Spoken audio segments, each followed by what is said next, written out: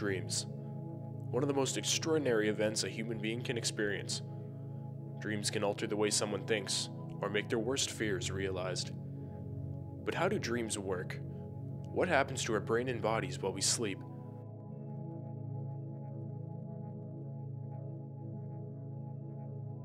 The thing that I'm always curious about is what is a dream actually, like what is actually happening to us while we're dreaming.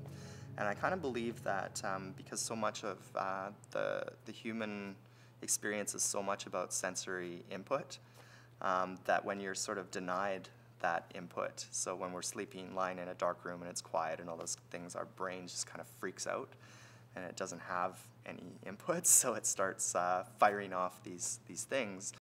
As the brain falls through the stages of sleep, different changes occur in our bodies. In REM sleep, the brain disconnects from sensory inputs and temporarily paralyzes the body. Non-REM sleep has 4 stages of sleep. Each stage is a bridgeway to the next. Although the time in each stage varies, with stage 2 taking up 40 to 45% of our time sleeping, dreams can occur in both REM and non-REM stages of sleep. The dreams that you experience in REM sleep, or rapid eye movement sleep, which is where you do your most vivid dreaming, tend to be different than dreams that occur in non-REM sleep. The type of physiological changes that are going on in REM are more similar to the reptilian part of your brain. You lose body temperature control, your breathing is more irregular, your heart rate's more irregular, your brain waves look more like you're awake than you're asleep, but your muscles are paralyzed, and perhaps so you don't act out your dreams. The way the brain paralyzes the body is through a small part located on the top of the brainstem, called the pons. The pons acts as a bridgeway to the 2 hemispheres of our brain, and plays a part in motor function and the nervous system. It's also the first thing that triggers sleep. If our brains are so complex to paralyze our bodies while dreaming, what kind of things can our brain create within dreams? I have this thing where I'll dream something, but I won't remember it until it happens in real life. So I'll dream something and then maybe months or weeks or days maybe down the road, it'll actually happen. Like say I'll dream of someone, grabbing a pen and writing something on a piece of paper or something, and if I'll see that in my dream, and maybe I'll see that exact person doing the exact same thing in real life. This has happened countless times. It happens all the time. My mom can do it too. So I don't know what it is, if it's called something or if it is something or if I'm just weird, but sometimes I have really creative dreams that I kind of think about and mull over and try to use them for a source of inspiration. Basically walking through like a garden maze with fence panels and just coming across this lighted blue fountain, and it was probably the most calm dream I've ever had, and it was a recurring one. The most beautiful landscape you could ever think of, and I continued on down this trail, and I came to this little town. It didn't look like a North American town. It just looked like I've never seen anything like it before. And then there's a bench with a blonde girl sitting at it, and I don't remember anything after that, but I hope it was good. I used to have a recurring dream when I was a kid. I actually slept behind a bar when I was younger, and I had a dream that a giant dragon was reaching around the bar and trying to grab me, and I would be hiding inside the cabinet of the bar. Though our brains create some unbelievable scenarios, they can also create some of our most terrifying fears. After all, your subconscious knows what you fear the most. One involves my teeth falling out. Not all of my teeth, just a number of my teeth falling out. And another one involves failing university. I was walking through a construction area and I saw a purse. And I picked the purse up, hoping to find some identification. Kind of felt like someone was watching me, so I left. Later in my dream, the police come to my house. They arrest me and they take me down and they're interrogating me, and I have no idea what they're interrogating me about. At first I lied to them about the purse and stuff because I found money. But what happens is that this lady was raped and murdered, and they have my fingerprints. Realizing that I have no way to explain this, and because I've already kind of lied about the money, I've kind of put myself in a bad position. I can't back out and explain it. I've also had nightmares where I'm being electrocuted, and in the dream I can actually feel the pain.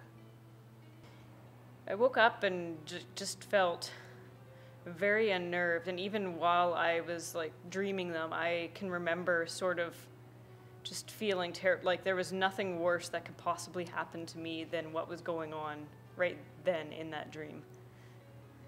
It's just an awful sensation. Yeah, it's not that I don't have happy dreams, it's just I don't seem to be able to remember them at all. I do have a lot of bad dreams and a lot of kind of crazy dreams, but I really only remember them kind of when I'm in that half awake state when I wake up in the morning. One of the things that I find interesting is that a lot of people that smoke marijuana have stated that they don't dream, and that when they do quit, that those dreams come back in full force, and they're 1,000 times more vivid and real than the dreams they remember having in the past. So I find that interesting. I don't know what it means or what that really says, but again, it might go back to the idea of the sensory. The brain needs information, and maybe when it's sort of suppressed, it kind of compensates. So, if you wake somebody up in REM sleep, most of the time can report a dream. If you wake somebody up in non-REM sleep, most of the time, a lot of the time, they won't report a dream. And in REM sleep, your dreams tend to be more vivid, prolonged, technicolor storylines. Whereas in non-REM sleep, they tend to be brief, abstract, more black and white glimpses of things. For example, in REM sleep, you might dream that you're flying and that you're trying to fly, and sometimes you can make yourself fly, and sometimes you can just barely stay off the ground, and sometimes you can jump and go for long distances, and you can see all kinds of things about the background and about you and others in the picture. Whereas in non-REM dreams, you may have just dreamt that you almost got hit by a bus, but it was only like a split second, and well, it really was only half a bus, more of an abstract bus, and then it was gone. While we're dreaming, our brains are constructing the backgrounds, people, buildings, and objects. Our brain puts together different objects that you've seen in your life into the dream. For example, if you've hiked Mount Robson, went hunting by a forest, and recently seen a picture of an old treasure chest, your brain will throw all these together even if you've never seen these three things in the same place. Now that we know how dreams are constructed, why do they happen? When you ask, why do I think we dream, you're implying that dream may have a purpose. Okay, if you think in evolutionary terms, not everything has a purpose. Some things just haven't been evolved out. Okay, like we have certain parts of our body that we don't really use, but they're still there. They may not serve a purpose that might have had a purpose, earlier in our evolution. So we're making a bit of an assumption that dreams serve a purpose. Now, and dreams may serve a purpose, but it may not be the dreams themselves that serve the purpose, but it may be the state of sleep that dreams live in that serves the purpose. Even though we still don't know why we dream, they will still be a universal concept that everyone can relate to. So next time you dream, I hope it's as extraordinary as it should be.